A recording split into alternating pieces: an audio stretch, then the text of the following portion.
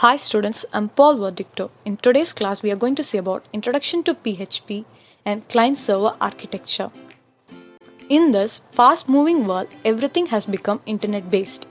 Shopping has become online shopping. The food we eat gets delivered home. Most of the businesses are web-based. Everything is an example of internet in daily life. Tim Berners-Lee developed the concept of World Wide Web. This made every businessman to use internet as a medium to do business. When people started using web-based applications, there raised a need for efficient programming language for the servers in the network to communicate. So many languages were developed and PHP was one among them. PHP is a server-side scripting language. Before studying about PHP, you should know how your internet works and what are the elements of it. The Google you see is similar to a big library. When you search for something in it, first Google will search all the data relevant to your search and it will give you back all the relevant information that it has stored for the data you searched. For example, when you search the word PHP in Google, you will get the list of hundreds of websites with the information about PHP. From that, you can select the required website. When you click the website, it will take you to the server on which the data you requested to show is stored. That machine in which all the information are stored will be called as server, and your computer which receives the information will be called as client. Now this server will give you the information you requested for. This is how internet works. In this process, we saw two machines. One is server and another one is client. PHP is a language used in server-side, so it is called server-side scripting language. It could be embedded with HTML and used. It is used to create dynamic web pages. For efficient execution of PHP, server needs a software to be installed on its device. These softwares are called as web servers. Web server uses HTTP and serves web page to the user efficiently. Client-server architecture. Client-server architecture is used with the purpose of sharing information between two different hardwares.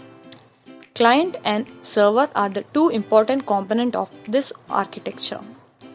Client is a high-performance machine. To understand it, let's see an example of radio station. Here, your user named Anu is listening to Rainbow FM.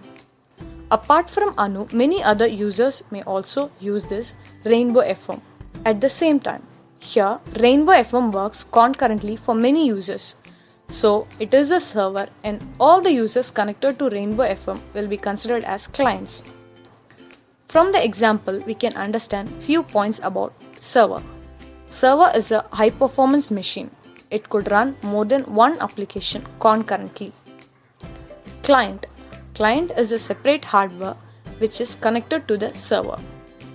As server provides data to the client, it is also called as service provider. And the client is also called as service requester.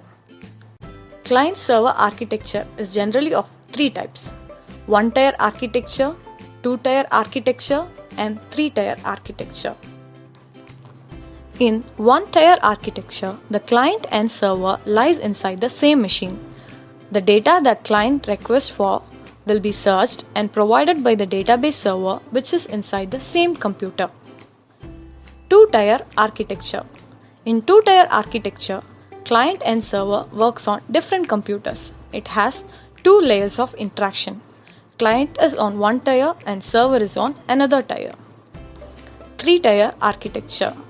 In three-tier architecture, client will be in one tier, server will be in another tier, and in between them, business logic layer is present. Since it involves three layers of interaction, it is called three-tier architecture. If more number of business layers are used between them, it is called n-tier architecture.